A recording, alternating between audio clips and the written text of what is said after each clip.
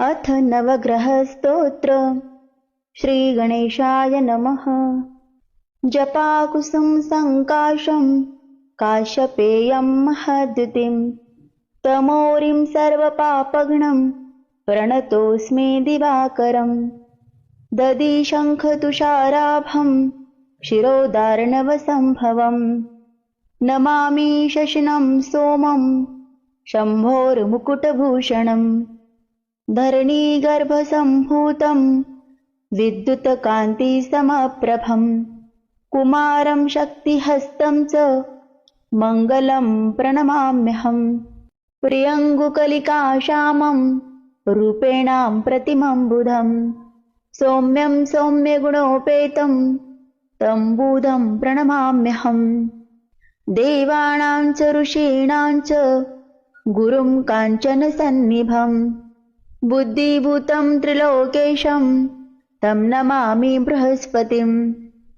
हिमकुन्दमृणालाभं दैत्यानां परमं गुरुं सर्वशास्त्रप्रवक्तारं भार्गवं प्रणमाम्यहम्।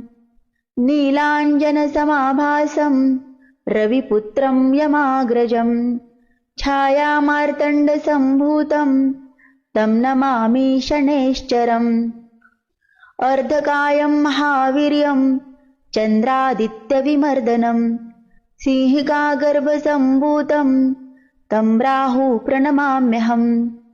पलाशपुष्पसङ्काशं तारकाग्रहमस्तकं रौद्रं रौद्रात्मकं घोरं तं केतु प्रणमाम्यहम्। इति व्यासमुखोद्गीतं यः पठेत् सुसमाहितः दिवा वा यदि वा रात्रौ विघ्नशान्तिर्भविष्यति। नरनारी नृपाणां च भवेत् दुःस्वप्ननाशनम् ऐश्वर्यं तुलं तेषाम् आरोग्यं पुष्टिवर्धनम्। ग्रहनक्षत्रजः पीडास्तस्कराग्निसमुद्भवः तः सर्वः प्रशमं यान्ति व्यासो भृतेन संशयः। इति श्रीव्यासविरचितं नवग्रहस्तोत्रं सम्पूर्णम्।